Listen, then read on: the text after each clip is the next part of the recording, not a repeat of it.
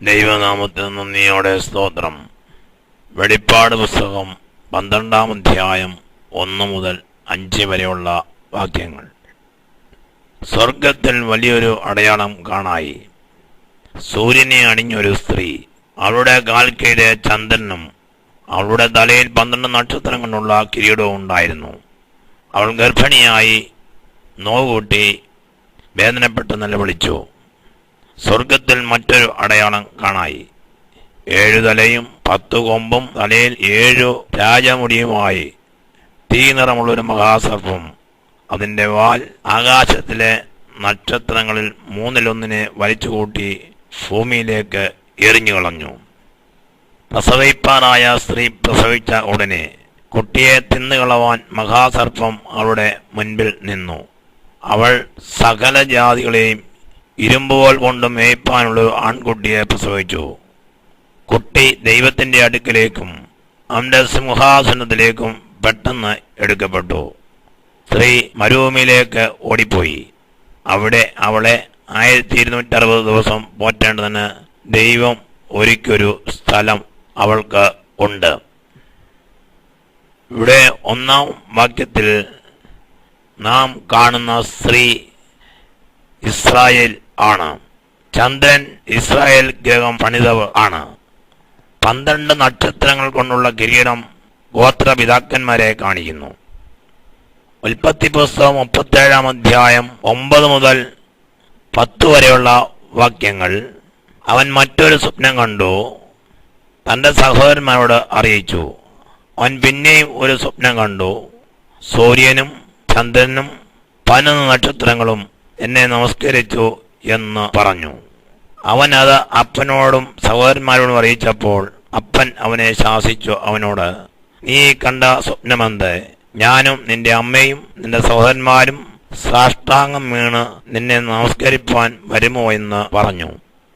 ഇവിടെ യോസഫ് കാണുന്ന സ്വപ്നം സൂര്യനും ചന്ദ്രനും 12 നക്ഷത്രങ്ങളും എന്ന് പറയുന്നത് സൂര്യൻ തൻ്റെ പിതാവായ യാക്കോബും ചന്ദ്രൻ തൻ്റെ അമ്മയായ റാഹേലും 11 നക്ഷത്രങ്ങൾ തൻ്റെ സഹോദരന്മാരുമാണ്. സ്വർഗത്തിൽ അടയാളം കണ്ടതുകൊണ്ട് തുടർന്നുള്ള സംഭവങ്ങൾ ദൂരെയാണ് സംഭവിക്കുന്നത്. അടയാളം കണ്ടത് സ്വർഗത്തിലും സംഭവം നടന്നത് ഭൂമിയിലുമാണ്. 12-ന്റെ 2-ാം വാക്യം. അവൾ ഗർഭിണിയായി നോവ് കിട്ടി വേദനപ്പെട്ട് നിലവിളിച്ചു. നോവ് കിട്ടി നിലവിളിച്ചാൽ ഉടനെ പ്രസവം നടക്കും. എന്നാൽ 3-ാം വാക്യത്തിൽ പ്രസവം നടക്കുന്നില്ല. ഉൽപ്പത്തി പുസ്തകം 3-ാം അധ്യായം മുതൽ ഏകദേശം 4000 വർഷത്തോളം നിലവിളിച്ചു. വേദനപ്പെട്ട് നിലവിളിപ്പാൻ കാരണമുണ്ട്. 12-ന്റെ 3-ാം വാക്യം. സ്വർഗത്തിൽ മറ്റൊരു അടയാളം കാണായി. 7 തലയും 10 കൊമ്പും തലയിൽ 7 രാജമുടിയുമായി തീ നിറമുള്ളൊരു മഹാസർപ്പം. അതിൻ്റെ വാൽ ആകാശത്തിലെ നക്ഷത്രങ്ങൾ 3 വലിച്ചുകൂട്ടി ഭൂമിയിലേക്ക് എറിഞ്ഞു കളഞ്ഞു. ആകാശത്തിലെ നക്ഷത്രങ്ങൾ എന്ന് പറയുന്നത് സാത്താന്റെ ദൂതന്മാരാണ്. ഓരോ ആദ്യജാതന്മാർ ജനിക്കുമ്പോഴും മഹാസർപ്പം സാത്താന്റെ ദൂതനെ കോപത്തോടെ ഭൂമിയിലേക്ക് വലിച്ചെറിഞ്ഞുകൊണ്ടിരുന്നു. 4000 വർഷം കൊണ്ട് മഹാസർപ്പം 1/3 നക്ഷത്രങ്ങളെ അഥവാ 1/3 സാത്താന്റെ ദൂതന്മാരെ ഭൂമിയിലേക്ക് എറിഞ്ഞു. എങ്കിലും സാത്താന്റെ ദൗത്യം വിജയിച്ചില്ല. ദൈവത്തിൻ്റെ ജനത്തെ വേദനിപ്പിക്കാൻ സാധിച്ചു. 1/3 നക്ഷത്രങ്ങളെന്ന് പറയുമ്പോൾ 31.33 കോടി സാത്താന്റെ ദൂതന്മാരെയാണ് ഭൂമിയിലേക്ക് വലിച്ചെറിഞ്ഞത്. 33.33 കോടി എന്നുള്ളത് വേണമെങ്കിൽ 33 കോടി എന്നും പറയാം. വെളിപ്പാട് 12-ന്റെ 4-5 വാക്യങ്ങൾ. മഹാസർപ്പത്തിന്റെ വാൽ ആകാശത്തിലെ നക്ഷത്രങ്ങൾ 1/3 വലിച്ചുകൂട്ടി ഭൂമിയിലേക്ക് എറിഞ്ഞു കളഞ്ഞു. പ്രസവിപ്പാറായ സ്ത്രീ പ്രസവിച്ച ഉടനെ കുട്ടിയെ തിന്നുകളവാൻ മഹാസർപ്പം അവളുടെ മുമ്പിൽ നിന്നു. അവൾ സകല ജാതികളെയും ഇരുമ്പോൽ കൊണ്ട് മേയ്പ്പാനുള്ള ഒരു ആൺകുട്ടിയെ പ്രസവിച്ചു. കുട്ടി ദൈവത്തിന്റെ അടുക്കിലേക്കും അവന്റെ സിംഹാസനത്തിലേക്കും പെട്ടെന്ന് എടുക്കപ്പെട്ടു.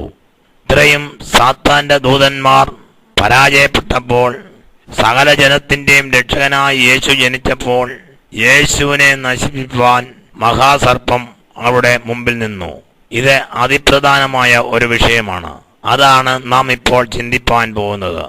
1/3 നക്ഷത്രങ്ങളുടെ തലവനായ മഹാസർപ്പം നക്ഷത്രമായി യേശു ക്രിസ്തുവിന്റെ ജനനത്തിങ്കൽ വെളിപ്പെടുന്ന സംഭവം നമുക്ക് നോക്കാം. മത്തായിയുടെ സുവിശേഷം 2-ാം അധ്യായം 1-ാം വാക്യം.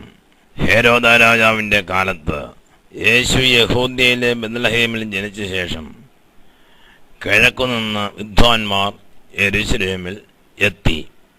വിദ്വാൻമാർ എന്ന് കേൾക്കുമ്പോൾ മാഗോസ് എന്ന വാക്കാണ് മൂലഭാഷയിൽ കാണുന്നത്.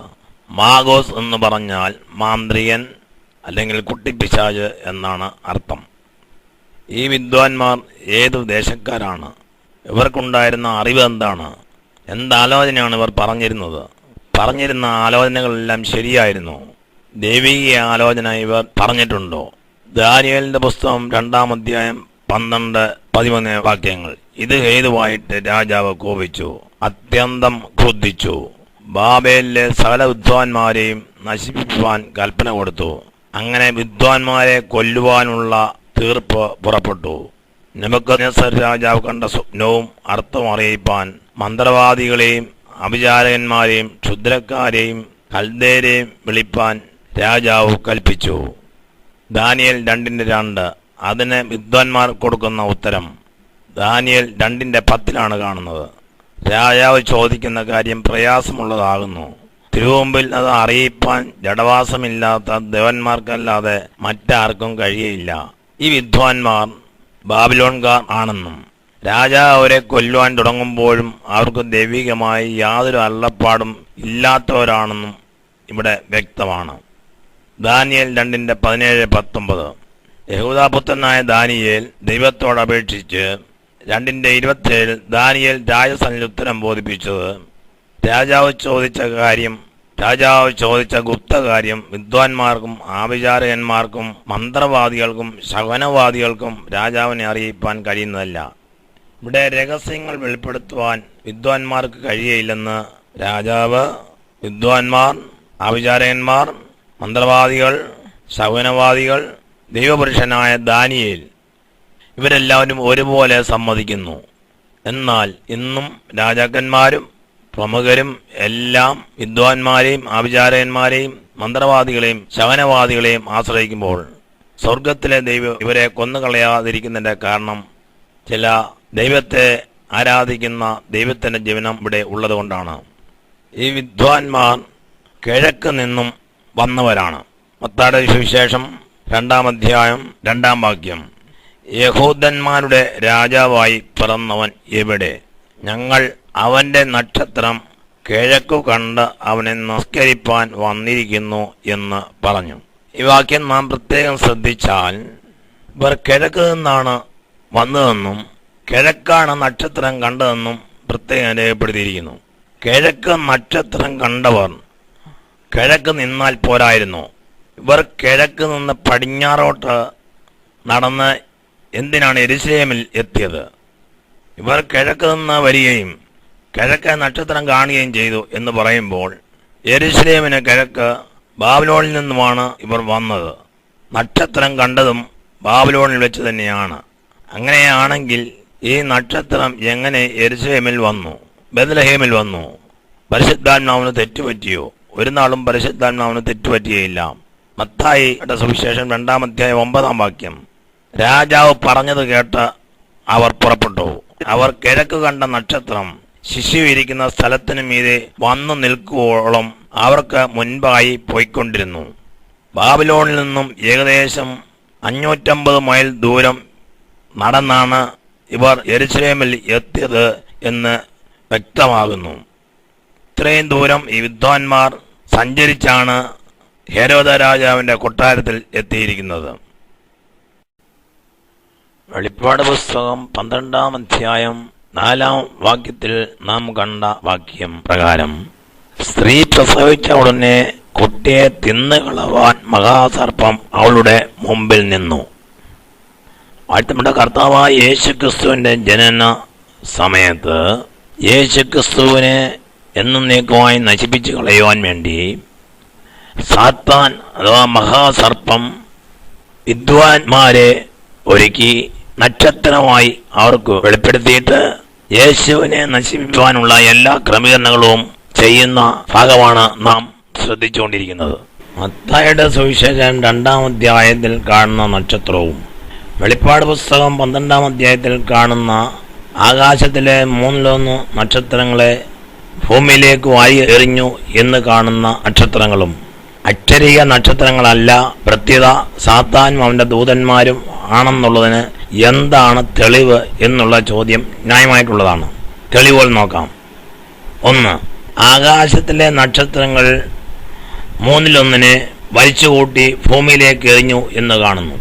ആകാശത്തിലെ യഥാർത്ഥ നക്ഷത്രത്തിൽ ഒരെണ്ണം അഥവാ സൂര്യൻ ഭൂമിയിൽ വീണാൽ പിന്നെ ഭൂമി കാണുകയില്ലല്ലോ. ഭൂമിക്ക് ഏറ്റവും അടുത്ത് നിൽക്കുന്ന നക്ഷത്രമായ സൂര്യൻ കൂടാതെ മറ്റു നക്ഷത്രങ്ങൾ ഭൂമിയിൽ പതിക്കാൻ എത്ര പ്രകാശ വർഷം എടുക്കും? 2.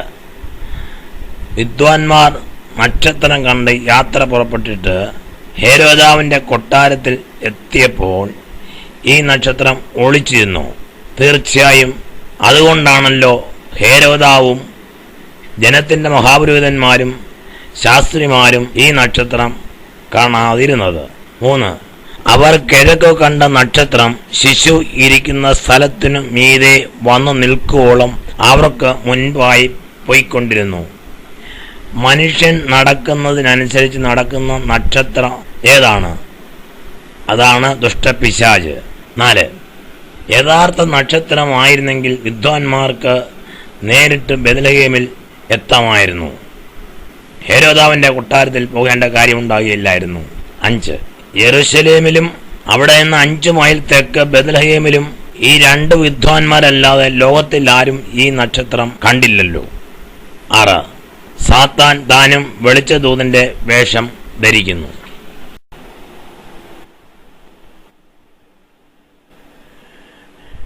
ഏഴാമത്തെ തെളിവ്, വിദ്വാൻമാരുടെ യാത്ര ദൈവികമായിരുന്നുവെങ്കിൽ അവർക്ക് വഴിതെറ്റുകയില്ലായിരുന്നു. ഇനിയും പഴയ നിയമത്തിൽ നിന്നും നമുക്ക് നോക്കാം. 8ാമത്തെ തെളിവ്, ന്യായാധിപന്മാർ 5-ാം അധ്യായം 20-ാം വാക്യം. ആകാശത്തുനിന്ന് നക്ഷത്രങ്ങൾ യുദ്ധം ചെയ്തു, അവ സീസരയുമായി സ്വഗതികളിൽ പൊരുതു. ഇവിടെ നക്ഷത്രങ്ങൾ യുദ്ധം ചെയ്തു എന്ന് പറയുമ്പോൾ അക്ഷരീക നക്ഷത്രങ്ങളല്ല എന്നുള്ളത് വ്യക്തമാണ്. 9. വെളിപ്പാട് പുസ്തകം 9-ാം അധ്യായം 1-ാം വാക്യം. 5ാമത്തെ ദൂതൻ ഊതി, അപ്പോൾ ഒരു നക്ഷത്രം ആകാശത്തു നിന്നും ഭൂമിയിൽ വീണ് കിടക്കുന്നത് ഞാൻ കണ്ടു. അവന് അഗാധ കൂപത്തിന്റെ താക്കോൽ ലഭിച്ചു. ഇവിടെ അവനെന്ന് പറഞ്ഞിരിക്കുമ്പോൾ ഇവിടെ പറയുന്ന നക്ഷത്രവും അക്ഷരീക നക്ഷത്രങ്ങളല്ല എന്ന് വ്യക്തമാണ്. വിദ്വാൻമാർ കണ്ട നക്ഷത്രം യഥാർത്ഥമായിരുന്നെങ്കിൽ, ദൈവികമായിരുന്നെങ്കിൽ ബാബിലോൺ മുതൽ ബെത്ലഹേം വരെ 556 മൈൽ ദൂരം സഞ്ചരിച്ചിട്ട് വേറെ ആരും ഈ നക്ഷത്രം കണ്ടില്ലല്ലോ. എന്തിന് ഹെരോദ രാജാവിന്റെ കൊട്ടാരത്തിൽ പോയി? യേശുവിനെ കൊല്ലുവാൻ രാജകൊട്ടാരത്തിൽ സ്വാധീനമുള്ള വിദ്വാൻമാർ ചെന്ന് പറഞ്ഞാൽ അത് സാധിക്കും. യേശുവിനെ കൊല്ലുവാൻ സാത്താൻ ആസൂത്രണം ചെയ്ത വൻ പദ്ധതിയാണ് ഇത്. മത്തായിയുടെ സുവിശേഷം 2-ാം അധ്യായം 2-ാം വാക്യത്തിൽ യഹൂദന്മാരുടെ രാജാവായി പിറന്നവൻ എവിടെ? ഞങ്ങൾ അവന്റെ നക്ഷത്രം കിഴക്ക് കണ്ട് അവനെ നമസ്കരിപ്പാൻ വന്നിരിക്കുന്നു എന്ന് പറഞ്ഞു. ഇവിടെ ഈ ചോദ്യത്തിൽ സാത്താന്റെ അഹങ്കാരം വെളിവാകുന്നു. ആ ഒറ്റ ചോദ്യത്തിൽ തന്നെ രാജാവിന് കോപവും ക്രോധവും വർദ്ധിച്ചു. ഹെരോദ രാജാവേ, നീ അല്ലാതെ ഇവിടെ ഒരു രാജാവ് ജീവിച്ചിരിക്കുകയോ? നീ ഇങ്ങനെ ഇരുന്നാൽ മതിയോ? ഈ ശിശുവിനെ നശിപ്പിക്കാതെ നിനക്ക് എങ്ങനെ സ്വസ്ഥത വരും? ഇവിടെ ഒരു കാര്യം വ്യക്തമാണ്, വിദ്വാൻമാർക്കോ ഹെരോദ രാജാവിനോ യേശു എവിടെയാണ് ജനിക്കുന്നത് എന്ന് അറിയില്ലായിരുന്നു. ഈ വർത്തമാനം കേട്ട ഉടനെ ഹെരോദ രാജാവും യെരുശലേം ഒക്കെയും ഭ്രമിച്ചു. മത്തായിയുടെ സുവിശേഷം 2-ാം അധ്യായം 4-ാം വാക്യം. ജനത്തിന്റെ മഹാപുരോഹിതന്മാരെയും ശാസ്ത്രിമാരെയും എല്ലാവരെയും കൂട്ടിവരുത്തി ക്രിസ്തു എവിടെയാകുന്നു ജനിക്കുന്നതെന്ന് അവരോട് ചോദിച്ചു. അവർ അവനോട് യഹൂദയിലെ ബെത്ലഹേമിൽ തന്നെ.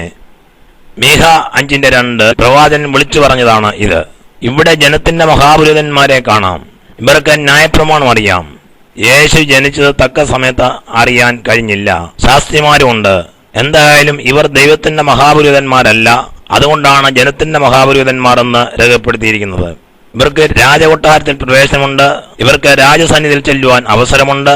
ശാസ്ത്രിമാരും അറിവുള്ളവരും വിദ്യാസമ്പന്നരും ഇവരുടെ കൂട്ടത്തിലുണ്ട്. ഇവരുടെ വാദം ഇത്രയും ജനത്തിന്റെ മഹാപുരോഹിതന്മാരും സ്ഥാപനവും ഉള്ള ഞങ്ങൾക്ക് ഇതൊക്കെ തന്നെ മതിയെന്നാണ്. എന്നാൽ യേശു ജനിച്ചത് കൃത്യസമയത്ത് അറിഞ്ഞത് ആട്ടിടയന്മാരാണ്. ഇന്നും ദുഷ്ടപിശാചിന്, വിദ്വാൻമാർക്ക്, ജനത്തിന്റെ മഹാപുരോഹിതന്മാർക്ക്, ശാസ്ത്രിമാർക്ക് അറിയുവാൻ പാടില്ലാത്ത മർമ്മപ്രദമായ ഒരു സംഭവം യേശു ഒരു മനുഷ്യന്റെ ഹൃദയത്തിൽ എപ്പോൾ ജനിക്കും, എവിടെ വച്ച് ജനിക്കും എന്നുള്ളതാണ്. ഇതറിയാമായിരുന്നുവെങ്കിൽ ഈ കൂട്ടർ സമ്മതിക്കുകയില്ലായിരുന്നു. 2:10 വാക്യം, നക്ഷത്രം കണ്ടതുകൊണ്ട് അവർ അത്യന്തം സന്തോഷിച്ചു. ഇന്നും നക്ഷത്രം കണ്ടുകൊണ്ട് അത്യന്തം സന്തോഷിക്കുന്നവരാണ് കൂടുതൽ. ഒരു കുട്ടി ജനിച്ചാൽ നക്ഷത്രം, കഴുത്തിൽ നക്ഷത്രം, കാതിൽ നക്ഷത്രം, തലയിൽ നക്ഷത്രം. ദൈവം ഉണ്ടാക്കിയ നക്ഷത്രങ്ങൾ കുറവായിട്ടാണോ ഇപ്പോൾ നക്ഷത്രം കൊണ്ടുള്ള വൻ റാലികൾ, ലൈറ്റിട്ട് നക്ഷത്രം, ഏതെല്ലാം രൂപത്തിലും ഭാവത്തിലും നക്ഷത്രങ്ങളുടെ ഘോഷയാത്ര കാണാം. കണ്ട് സന്തോഷിക്കുന്നു, കത്തിച്ച് സന്തോഷിക്കുന്നു, തൂക്കിയിട്ട് സന്തോഷിക്കുന്നു. അറിഞ്ഞോ അറിയാതെയോ ഈ ബാബിലോണിയ നമസ്കാരം, ലൂസിഫറിന്റെ അടയാളം കൊണ്ടു നടക്കുകയാണ് ഈ കൂട്ടർ എന്നുള്ളത് വ്യക്തമാണ്.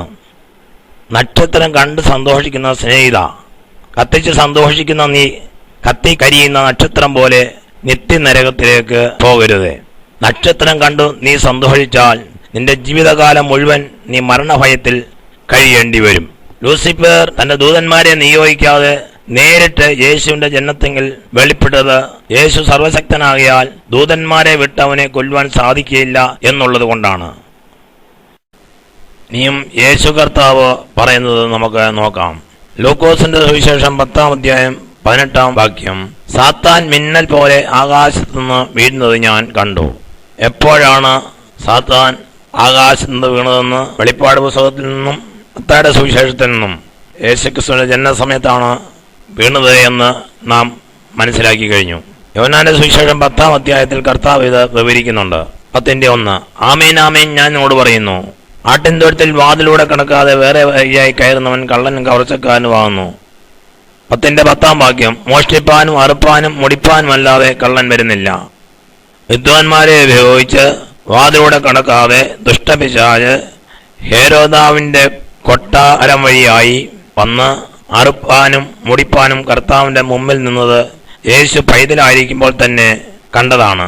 എന്നാൽ യഥാർത്ഥമായി കർത്താവിന്റെ ദൂതൻ ഇടയന്മാർക്ക് പ്രത്യക്ഷപ്പെട്ട് ഇടയന്മാർ ആട്ടിൻതൊഴുത്തിൽ വാതിലിലൂടെ കടന്ന് യേശുവിനെ കണ്ടിട്ട് പോകുന്നതും യേശു ആട്ടിൻതൊഴുത്തിൽ കടന്ന് കണ്ടതാണ്. ഇനിയും ഹേരോദാവും വിദ്വാൻമാരുമായിട്ടുള്ള രഹസ്യ ചർച്ച നമുക്ക് നോക്കാം. മത്തായിയുടെ സുവിശേഷം 2-ാം അധ്യായം 7-ാം വാക്യം, എന്നാൽ ഹേരോദാവ് വിദ്വാൻമാരെ രഹസ്യമായി വിളിച്ചു, നക്ഷത്രം വെളിവായ സമയം അവരോട് സൂക്ഷ്മമായി ചോദിച്ചറിഞ്ഞു. എല്ലാ രാജകൊട്ടാരത്തിലും ഒരു രഹസ്യ മുറി ഉണ്ടായിരിക്കും. അതിപ്രധാനമായ കാര്യങ്ങൾ ഇവിടെ വെച്ചാണ് കൈകാര്യം ചെയ്യുന്നത്. രഹസ്യത്തിൽ ചർച്ച ചെയ്യുമ്പോൾ കാര്യം സാധിപ്പിച്ചെടുക്കാനുള്ള ക്രമീകരണങ്ങൾ നടക്കും. അതിൽ മുഖ്യമായ സ്ഥാനം ധനത്തിനാണ്. ഇതൊക്കെ ഹേരോദാവിൽ നിന്നും കൈപ്പറ്റി വിദ്വാൻമാർ ഹേരോദാവ് പറഞ്ഞതനുസരിച്ച് ബെത്ലഹേമിലേക്ക് പോവുകയാണ്. പുറമേ നോക്കിയാൽ ഇവരുടെ രഹസ്യ ചർച്ചയിൽ വരാൻ പോകുന്ന വിപത്തുകൾ ആർക്കും മനസ്സിലാകുകയില്ല. ഇന്നും സാത്താൻ ഈ തന്ത്രം ഉപയോഗിക്കുന്നു. മത്തായി 2:7 മുതൽ 18 വരെയുള്ള വാക്യങ്ങൾ. എന്നാൽ ഹേരോദ രാജാവ് വിദ്വാൻമാരെ രഹസ്യമായി വിളിച്ചു, നക്ഷത്രം വെളിവായ സമയം അവരോട് സൂക്ഷ്മമായി ചോദിച്ചറിഞ്ഞു. അവരെ ബെത്ലഹേമിലേക്ക് അയച്ചു. നിങ്ങൾ ചെന്ന് ശിശുവിനെ കുറിച്ച് സൂക്ഷ്മമായി അന്വേഷിപ്പീൻ. കണ്ടെത്തിയാൽ ഞാനും ചെന്ന് അവനെ നമസ്കരിക്കുന്നതിന് വന്ന് എന്നെ അറിയിപ്പീൻ എന്ന് പറഞ്ഞു. രാജാവ് പറഞ്ഞത് കേട്ട് അവർ പുറപ്പെട്ടു. അവർ കിഴക്ക് കണ്ട നക്ഷത്രം ശിശു ഇരിക്കുന്ന സ്ഥലത്തിനു മീതെ വന്നു നിൽക്കോളം അവർക്ക് മുൻപായി പോയിക്കൊണ്ടിരുന്നു. നക്ഷത്രം കണ്ടതുകൊണ്ട് അവർ അത്യന്തം സന്തോഷിച്ചു. ആ വീട്ടിൽ ചെന്നു ശിശുവിനെ അമ്മയായ മറിയോടുകൂടെ കണ്ടു. വീണ് അവനെ നമസ്കരിച്ചു. നിക്ഷേപപാത്രങ്ങളെ തുറന്ന് അവനെ പൊന്നും കുന്തിരിക്കവും മോരും കാഴ്ചവെച്ചു. ഈ വിദ്വാൻമാർ നമസ്കരിച്ചത് സത്യ നമസ്കാരമാണെന്ന് പലരും തെറ്റിദ്ധരിച്ചാണ് ഇന്നും ആ നമസ്കാരം തുടരുന്നത്.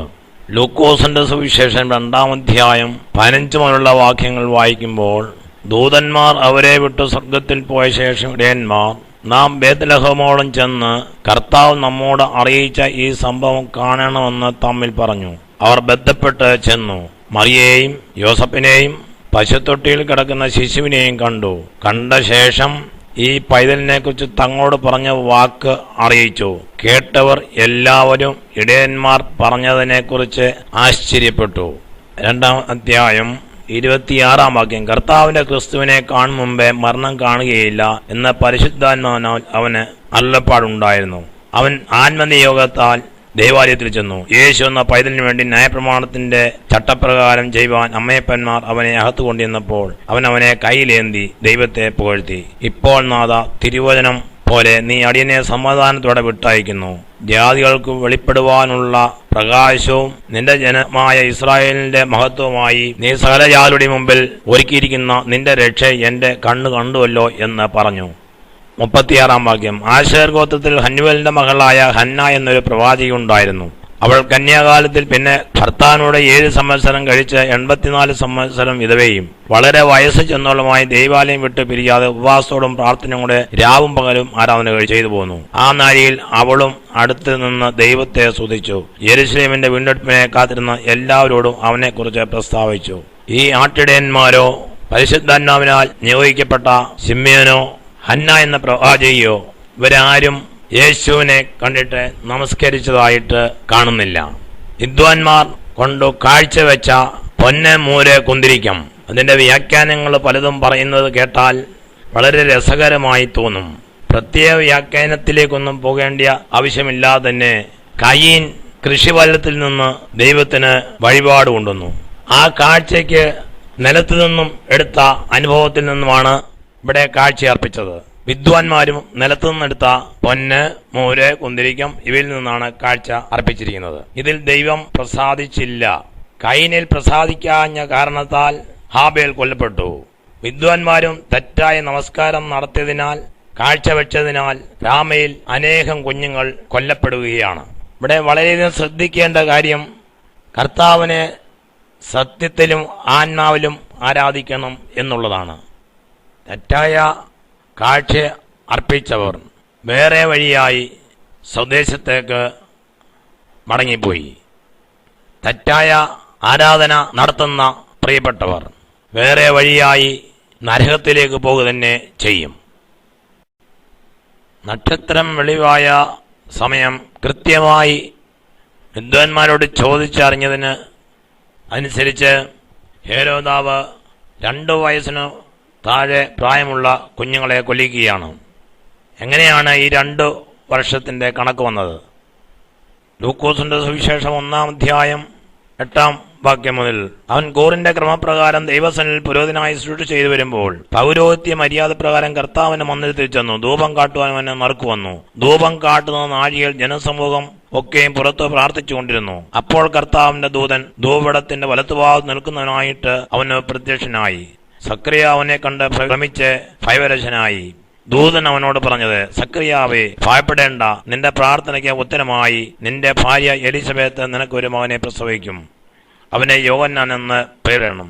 ഈ സംഭവം മുതൽ യേശു കർത്താവ് ജനിച്ച് പശുത്തൊട്ടിയിൽ നിന്നും പോയി മോശയുടെ ന്യായപ്രമാണം അവളുടെ ശുദ്ധീകരണ കാലം തികഞ്ഞപ്പോൾ കടിഞ്ഞൂലായ ആണൊക്കെയും കർത്താവിന് വിശുദ്ധമായിരിക്കണമെന്ന് കർത്താവിന്റെ ന്യായപ്രമാണത്തിൽ എഴുതിയിരിക്കുന്നത് പോലെ അവനെ കർത്താവിന് അർപ്പിപ്പാനും ഒരു ഇണക്കുറുപ്രാവിനെയോ 2 പ്രാക്കുഞ്ഞിനെയോ കർത്താവിന്റെ ന്യായപ്രമാണത്തിൽ കൽപ്പിച്ചതുപോലെ യാഗം കഴിപ്പാനും അവർ അവനെ യെരുശലേമിലേക്ക് കൊണ്ടുപോയി. അത് കഴിഞ്ഞിട്ട് വിദ്വാൻമാർ കർത്താവായ യേശുക്രിസ്തു എന്ന പൈതലിനെ ബെത്ലഹേമിൽ അവരുടെ വീട്ടിൽ ചെന്ന് കാണുന്നത് വരെയുള്ള കാലയളവാണ് ഈ 2 വർഷം എന്ന് പറയുന്നത്. മലാഹിയുടെ പ്രവചനം കഴിഞ്ഞ് ഏകദേശം 400 വർഷം ദൈവിക അരുളപ്പാടുകളൊന്നും കേൾക്കാതെ ഇരുന്നപ്പോൾ സക്കറിയ പുരോഹിതനു ദൈവദൂതൻ പ്രത്യക്ഷനായപ്പോൾ ആ ദൂത് കേട്ടിട്ട് സാത്താൻ വിചാരിച്ചു യോഹന്നാനായിരിക്കും ഒരു പക്ഷേ മശിഹ എന്ന്. അന്നു മുതൽ യോഹന്നാനെയും അതിനുശേഷം ദൈവദൂതനിൽ നിന്നും കേട്ട മറിയയ്ക്കുണ്ടായ അരുളപ്പാട് കേട്ട സാത്താൻ അവരെ രണ്ടിനെയും നശിപ്പിക്കാൻ വേണ്ടിയുള്ള ക്രമീകരണങ്ങളാണ് നടത്തി വന്നത്. എന്നാൽ കർത്താവായ യേശുക്രിസ്തുവിന്റെ ക്രൂശമരണത്തിന് മുൻപ് യോഹന്നാനെയും അതിനുശേഷം ദൈവത്തിൻ്റെ സമയമായപ്പോൾ കർത്താവും കൊല്ലപ്പെടുകയാണ്. എന്നാൽ മരണത്തിന് കർത്താവിനെ ഒതുക്കി വെക്കുവാൻ കഴിഞ്ഞില്ല. മൂന്നാം ദിവസം ഉയർത്തെഴുന്നേറ്റാണ് കർത്താവായ യേശുക്രിസ്തു ഇന്നും ഉയരത്തിൽ തന്റെ പിതാവിന്റെ വലത്തുഭാഗത്ത് തന്റെ മക്കൾക്ക് വേണ്ടി മധ്യസ്ഥ അർപ്പിച്ചുകൊണ്ടിരിക്കുന്ന സംഭവമാണ് അതിപ്രധാനമായിട്ടുള്ളത്. വെളിപ്പാട് പുസ്തകം 12-ാം അധ്യായം 3 മുതലുള്ള വാക്യങ്ങൾ. സ്വർഗത്തിൽ മറ്റൊരു അടയാളം കാണായി, 7 തലയും 10 കൊമ്പും തലയിൽ 7 രാജമുടിയുമായി തീർന്നമുള്ളൊരു മഹാസർപ്പം അതിന്റെ വാൽ ആകാശത്തിലെ നക്ഷത്രങ്ങൾ മൂന്നിലൊന്നിനെ വലിച്ചുകൂട്ടി ഭൂമിയിലേക്ക് എറിഞ്ഞു കളഞ്ഞു. പ്രസവിപ്പാറായ സ്ത്രീ പ്രസവിച്ച ഉടനെ കുട്ടിയെ തിന്നുകളവാൻ മഹാസർപ്പം അവിടെ മുമ്പിൽ നിന്നു. അവിടെ സർപ്പം അഥവാ സാത്താന്റെ തന്ത്രങ്ങൾ വിജയിച്ചില്ല എന്ന് നാം കണ്ടു കഴിഞ്ഞു. 5-ാം വാക്യം. അവൾ സകല ജാതികളെയും ഇരുമ്പുകൾ കൊണ്ട് മേയ്പ്പാനുള്ള ആൺകുട്ടിയെ പ്രസവിച്ചു. കുട്ടി ദൈവത്തിന്റെ അടുക്കിലേക്കും അവന്റെ സിംഹാസനത്തിലേക്കും പെട്ടെന്ന് എടുക്കപ്പെട്ടു. 6-ാം വാക്യം. സ്ത്രീ മരുഭൂമിയിലേക്ക് ഓടിപ്പോയി. അവിടെ അവളെ 1260 ദിവസം പോറ്റേണ്ടതിന് ദൈവം ഒരുക്കിയ ഒരു സ്ഥലം അവൾക്കുണ്ട്. ഈ സ്ത്രീ മരുഭൂമിയിലേക്ക് ഓടിപ്പോകുന്ന സമയമെന്ന് പറയുന്നത് വെളിപ്പാട് പുസ്തകം 6-ാം അധ്യായം 1-ാം വാക്യത്തിൽ 1-ാം മുദ്ര പൊട്ടിച്ചു കഴിഞ്ഞ് സഭ ഇവിടെ നിന്നും എടുക്കപ്പെട്ടതിന് ശേഷം എതിർക്രിസ്തുവിന്റെ ആദ്യത്തെ 3 വർഷക്കാലം കഴിഞ്ഞ് എതിർക്രിസ്തുവും സാത്താനും മഹാസർപ്പവും കള്ളപ്രവാചകനും ഒന്നിച്ച് ഈ ഭൂമിയിൽ ഭരണം നടത്തുന്ന 3.5 വർഷത്തെ കാലഘട്ടമാണ്. എന്നാൽ ദൈവത്തെ സത്യത്തിലും ആത്മാവിലും ആരാധിക്കുന്ന തന്റെ ജനത്തിന് ഈ വിഷയങ്ങൾ കേട്ട് ഭയപ്പെടേണ്ടതില്ല. എന്നാൽ ഇത് എന്തിനു രേഖപ്പെടുത്തിയിരിക്കുന്നു എന്ന് ചോദിച്ചാൽ ഇസ്രായേലിനെ ദൈവം കൈവിട്ടിട്ടില്ല, അവരുടെ അറിവിന് വേണ്ടി ആണ്. ക്രൂശിക്കപ്പെട്ടവനായ യേശു ക്രിസ്തുവിനെ കർത്താവും രക്ഷിതവുമായി സ്വീകരിച്ച് അവന്റെ കൽപ്പന അനുസരിച്ച് വിശുദ്ധ ജീവിതം നയിച്ച് നിത്യരാജ്യത്തിന്റെ അവകാശികളായി തീരുവാൻ തക്കവണ്ണം നമുക്ക് ഓരോരുത്തർക്കും ഒരുങ്ങാം. ദൈവമായ കർത്താവ് നമ്മെ അനുഗ്രഹിക്കുമാറാകട്ടെ.